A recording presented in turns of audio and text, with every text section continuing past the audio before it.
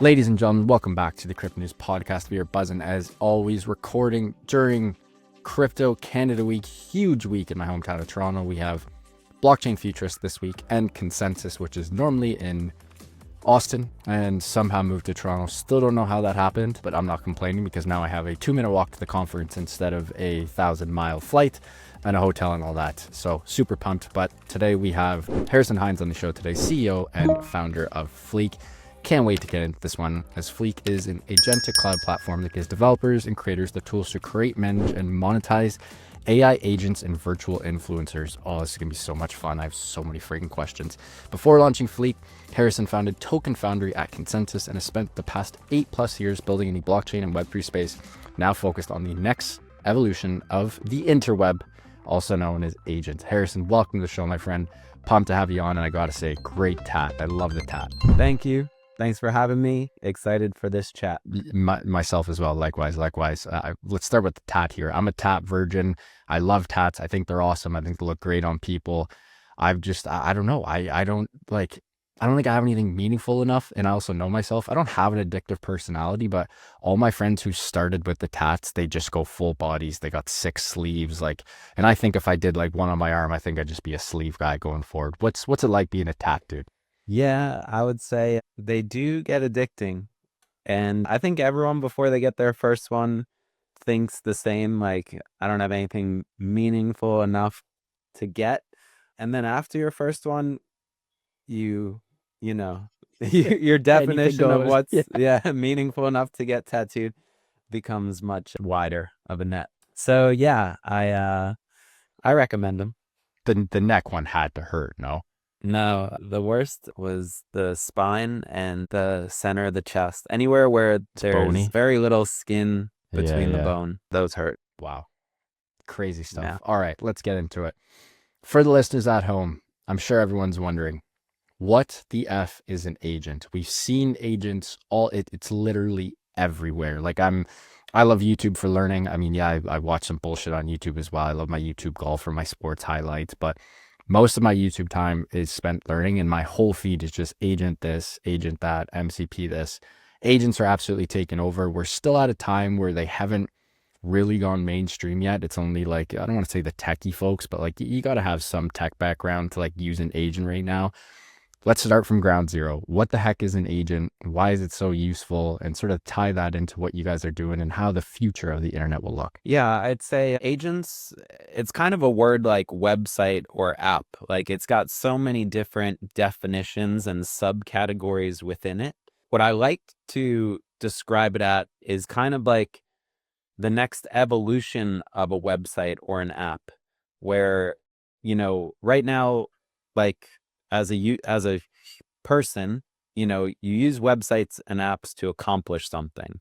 So you start with an intent, I want to book a flight. So first, you had to call the airline, and then there was a website you could go to, and then there was a mobile app you could use.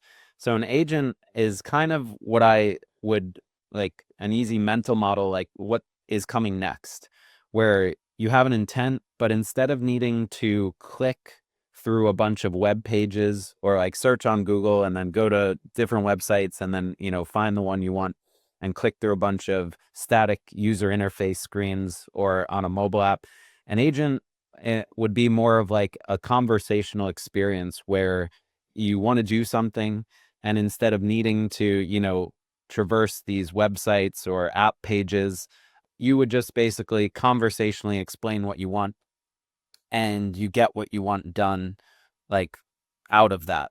And so I think it's a lot less friction. Not everyone knows how to use every platform and website and app, but everyone knows how to have a conversation. Yeah. It's a lot less friction, and I think it's a lot better of an experience, and the experience can now come to you. You don't have to go to websites. It should be able to come to you in your Messenger app or wherever you want to or already are hanging out. So that's kind of how I explain agents, and where they're sort of useful to people or how to understand them. I don't know if that was a good explanation, but yeah. No, that was great. And I'll just sort of throw in a couple caveats. When I try to explain this again, I can't explain it as well as you do, but I just say when you've watched those futuristic movies with some type of assistant, whether it's like some type of extraterrestrial or a better case would be a robot, to fortify your point, you're just speaking to the robot. You're telling the robot, hey, book me, I'm Canadian, book me a flight to New York City within this price range. You have my passport, you have my credit card. You don't need me. Like you have those key pieces of info that I need. This is the date I want. This is the time frame. This is my cost. Execute. Whereas right now, there's nothing that can do that. I have to go to Air Canada. I have to log in. I have to put in my CC. I have to put in my passport. I have to do all that. That's just sort of how I see it. And that's just one use case, travel. But it's really as if you had, a PhD robot beside you where you're just like, hey, execute task A, Y, or X, Y, and Z for me. That is more than the current sort of AI agent task, which is like, hey, I have a podcast with Harrison. He's the, CEO and founder of Fleek. Like, tell me about him and tell me about Fleek. It's still the next evolution of actually executing things. That's how I sort of say it. Yeah, that's a very good way to describe it. Some people have described AI as like an intelligence API. So like if you look at the current web, it's like you have, a storage or a database or these like primitives. And now with AI, you have intelligence. And so exactly like you said, instead of, the experience of the web being, unintelligent and needing these sort of predefined workflows and screens to get you to what you want to do. Now with this intelligence API, you can have these agentic experiences that can sort of do all that monotonous or repetitive work for you and just, much quicker get you to the end result you're looking for. And Yeah, well said there.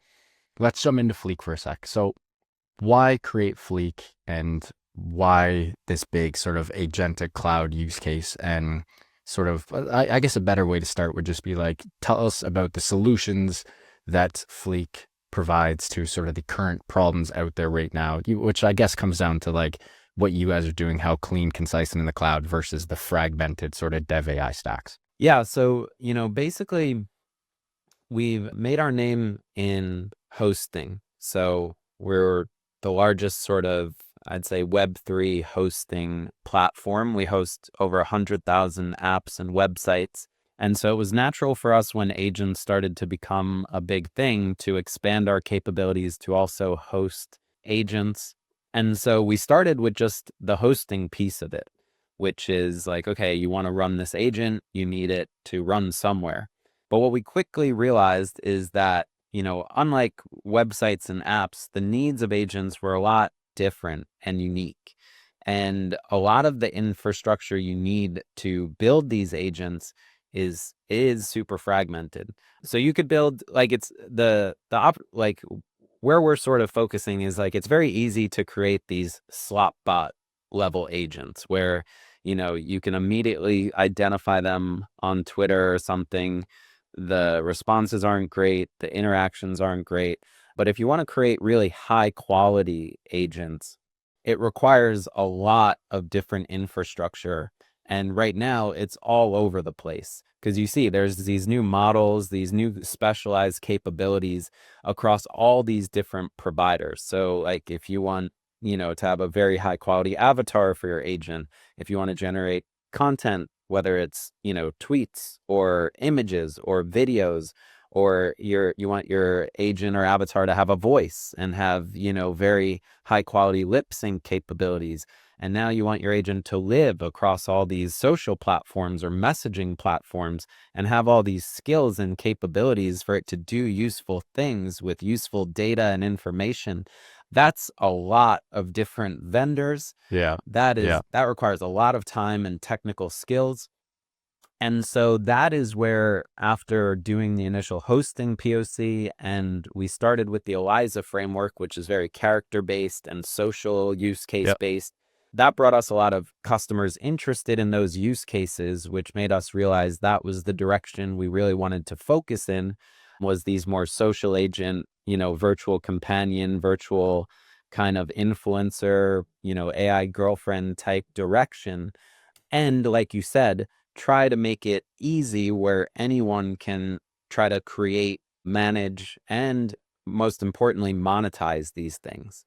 And so that is basically the big bet we are making here is what we're trying to create here is basically like a Shopify type platform, but instead of for making it easy for anyone to spin up and manage and monetize an e-commerce store, it would be to basically create, manage, and monetize these social agents, virtual influencers, so like virtual AI companion type use cases, and make it where anyone can do it.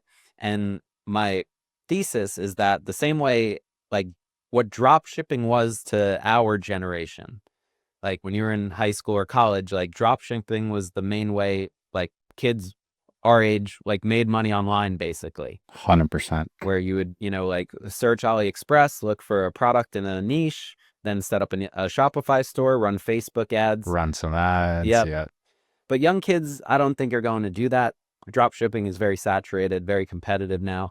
And also it just doesn't align with their interests. They all want to be on social media. They all want to be influencers. They worship these content creators. But 90% plus of social media users don't create content. They just consume it.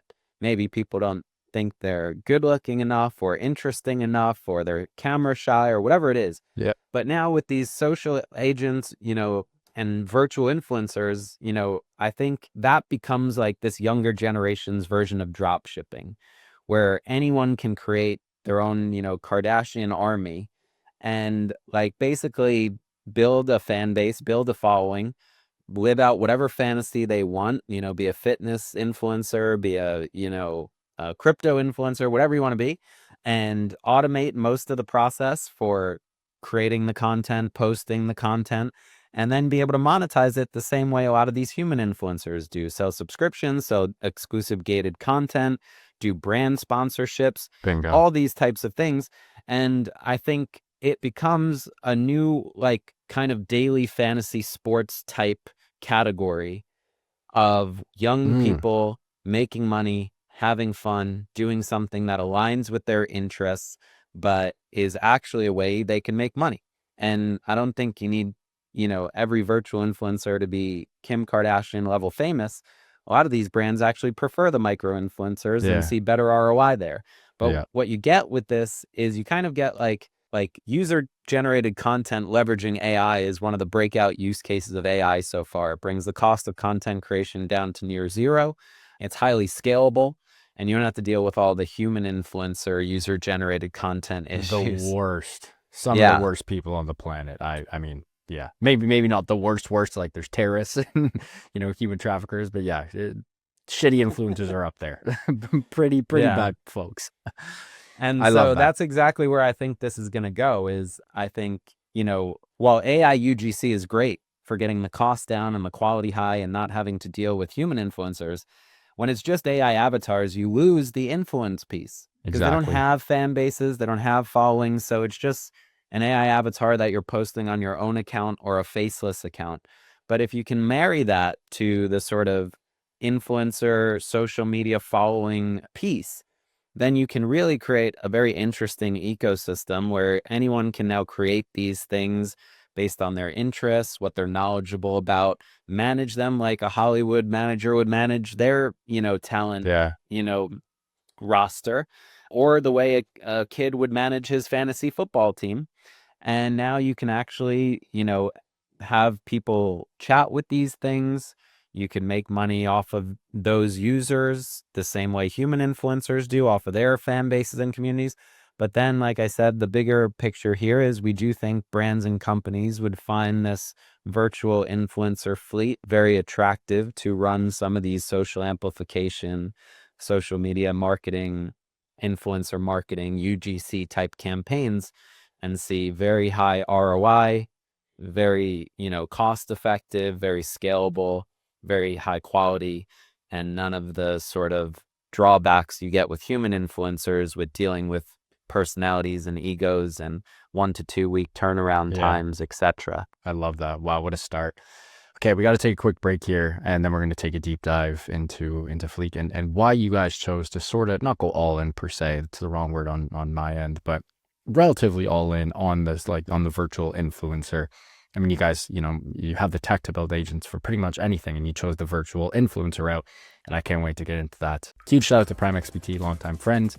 and longtime sponsors of the Crypto News podcast. We love the team at Prime XBT as they offer a robust trading system for both beginners and professional traders. It doesn't matter if you're a rookie or a vet, you can easily design and customize your layouts and widgets to best fit your trading style. Prime XBT is also running an exclusive promo for listeners of the Crypto News podcast. Use the promo code CryptoNews50, that's CryptoNews50, all one word, to receive 50% of your deposit credited to your trading account. Again, CryptoNews50. Okay, Harrison, let's jump into this. I mean, I love the thesis. I agree with everything you've said. My only devil's advocate point would be, I do think that we will get to an inflection point where people will get sick of AI content. That's just my 2 cents. Like I'm already sick of it. I've also gone out of my way to populate my feed with a lot of AI content because, similar to you, I want to learn more about it. I do think this has a huge part in the future of social media. Were there any other negs? Like, were there any other like rebuttals by any chance? Like when you guys decided to go all into this, like you talked a lot about the pros. Do you see any potential cons of people not potentially wanting AI influencers? I think what people have against AI content right now is it's bad content. It is. I agree. And I think that gap is going to get closed. I actually think that eventually it'll be a lot better than human content. But I think one strategic direction we're going is, like, when you went back to asking the question about what are agents. So a lot of people think agents are like these fully autonomous, things. And if you look at like the Aliza agents today, they do run fully autonomously.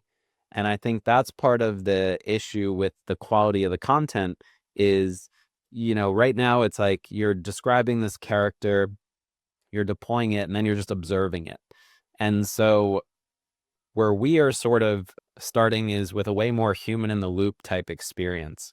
So the human would actually be the one approving all the content before it gets sent out, the same way you would a marketing, team member at your company. You might be reviewing their content or their social posts or their blog content before putting it out. And so I think that's why, with some of these early engagements we've had with customers, it might be a big brand who's like, I want to launch 200 agents and I want them to promote my brand and talk and comment my posts. And in actually trying to deliver those POCs, you realize pretty quickly, like, this brand does not want to manage these 200 agents. This would be a nightmare. So, but what they want is social amplification and comments on their posts and likes and retweets and things like that. So that's what gave me the idea where, why don't you just let anyone in the world create and manage these the same way, a human influencer creates and manages their own social profiles and presence. And that will get you, once you have a critical mass of these, you could hire those 200 virtual influencers, use different ones every time, reuse the good ones, not manage anything, and just pay for likes or retweets or, sponsored posts. So I think I agree. The AI content and these sort of AI sort of agents we see on social platforms today are not great. But I do think even for humans, you're going to use AI to generate a lot of the ideas for your content, know what to post. 100%. And so I think, like, there's no one not doing this already. Yeah. Like, so what we're trying to build would be yeah, just as useful through a human trying to be better and grow a bigger following and have better idea for content as it would a completely made up avatar that, doesn't exist and is just, completely virtual. But that is part of the challenge, I think, is, can you get the content good enough where it's engaging enough? And I do think it's possible. And I think AI is just improving every week, where it's going to get better and better. And also, like, if you look at some of these, like Facebook just came out recently, Mark Zuckerberg on a podcast said the average American has 3 friends and they want 15. Jeez Louise. So he thinks those other, so those other 12 slots he thinks are going to get filled by these virtual friends.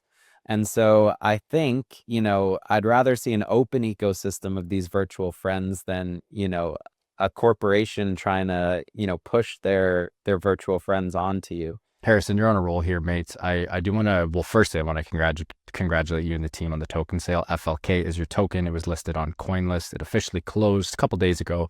on May 8th, fully sold out. Huge kudos to you and the team here. That's pretty rare. That doesn't happen too often nowadays either, which is huge. And you guys are oversubscribed, fully unlocked, no cliffs, no lockups, which is great to see.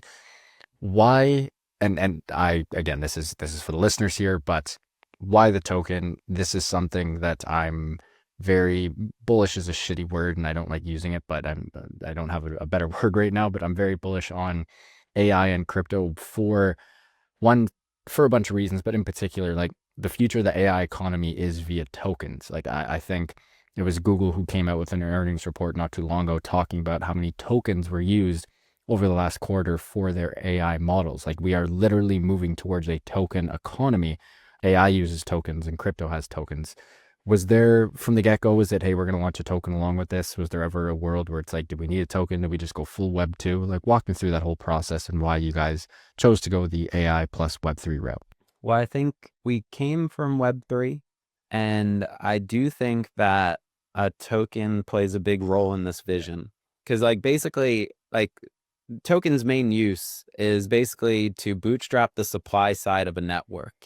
And so in most cases, that's a node network of people running infrastructure to provide some service to some network. In our case, basically, for this vision to play out, where a token comes in very handy is to bootstrap the supply side of this network, which is, in our case, these virtual influencers. And so rather than pay all these emissions to people running infrastructure, the nodes in our network are essentially these virtual influencers. And so what's really powerful about that is like you see in networks like Grass, when you have like an end user node network, you can reach scale and get to some pretty impressive numbers fairly quickly. When you have these token incentives to incentivize people to do what you want them to do. In our case, it's to create these virtual influencers and bootstrap the monetization of them to attract them to the marketplace. If we get enough of these virtual influencers in the marketplace and reach some critical mass, that's where we essentially become like the biggest talent like platform in the world for brands to now hire these virtual influencers for these social amplification, influencer marketing, UGC type use cases. And so, because if you look at Shopify, like they don't make most of their money off hosting websites. They make these e-commerce stores. They make it off taking a cut of the e-commerce activity. And so that's why we're highly, like if Virtuals is an agent ecosystem anchored around agent tokenization, what we're trying to do is be an agent ecosystem anchored around monetization. And so the idea is that the token essentially bootstraps the virtual influencers to get enough in the marketplace so we can do these large scale like advertising marketing use cases and attract brand marketing and advertising dollars into the network. Once we get that, essentially a portion of that marketplace revenue is flowing back to these token holders. So the virtual influencers and the creators behind them are essentially who will own this network. And so the token essentially serves two big purposes. One is to bootstrap and have a significant advantage to get to that critical mass of virtual influencers in the marketplace. And then two, it gives you a lot of big benefits. Besides the value capture from the revenue that's generated in the marketplace, you'll be able to stake it to get premier placement in the marketplace, different things on the virtual influencer side that unlocks cool capabilities and new earnings potentials, new feature unlocks, and then also on the brand side. But essentially, that's the whole play here. And we also do think the token is going to, not our token necessarily specifically, but we do think there's going to be virtual influencer tokenization play here. And if you look at a lot of the agent tokens right now, a lot of them are just meme tokens with no value capture. But since we're focused primarily on the social use case, having followers on Twitter or Instagram actually does carry value. So we think instead of just selling a meme token related to an agent, we do think there are some very clever ways we could programmatically distribute a token for a virtual influencer who wanted to launch a token that could be tied to and distributed to the early fans of that virtual influencer, where you could bootstrap a virtual influencer by distributing tokens to the early followers, people who are liking content, engaging content, because those things actually lead to that virtual influencer being able to make more money. And then you could essentially share the future revenue of that virtual influencer back with the fan base who helped grow this virtual influencer. And I think that is very unique. And that's where this becomes like a new daily fantasy sports type ecosystem, because then you could have people who are trading in the tokens of these virtual influencers, but they're actually tied to value capture and future cash flows, because you're basically betting on the future earnings of this virtual influencer.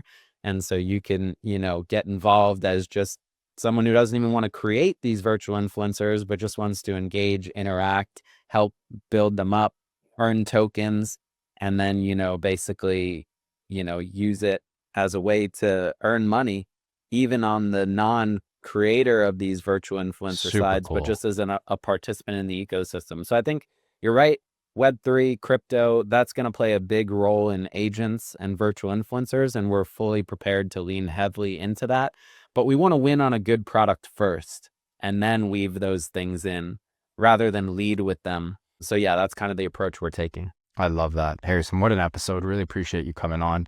Harrison, your episode will air in a couple days. Any news you have for us that's going to pop off over the next little bits before it goes live? And if not, with the way you guys are moving and grooving, I'm sure you have some stuff coming out. Give us some breaking news before we let you go. And of course, plug yourself and Fleek. Yeah, so I'd say before the end of this month, there will be a relaunch of the platform where anyone can come in, build a very high quality avatar, generate high quality, consistent content for that avatar, and start to basically, take the first step in this vision. First, you create the avatar, then we'll give you more capabilities to, make it live on different platforms. And then, you could start gaining customers and in the marketplace. And then eventually we'll unlock the brand piece where they could start hiring these influencers. So that's all coming over these next weeks and months. We'll do the TGE at some point in these next few months, this summer at some point for sure. And in the meantime, you could go to fleek.xyz to find us, at Fleek on Twitter. I'm just at Harrison Hines on Twitter, but with a 0 in my first name instead of an O. And yeah, that's pretty much it. I love it. Folks, what an episode with Harrison Hines, CEO and founder of Fleek. These guys are moving and grooving, and definitely keep an eye. The Agentic Cloud and the future of AI agents and virtual influencers will be absolutely massive. And these guys have a nice, first to market mover advantage. We love to see that. Huge shout out to Harrison and the team for making this happen. If you guys enjoyed this one, I hope you did. Please do subscribe. It would mean the world to my team and I. Speaking of the team, love you guys. Thank you so much for everything. And back to listeners, keep on growing those bags and keep on staying healthy, wealthy, and happy. Love you guys, and we'll see you on the next one. Ciao.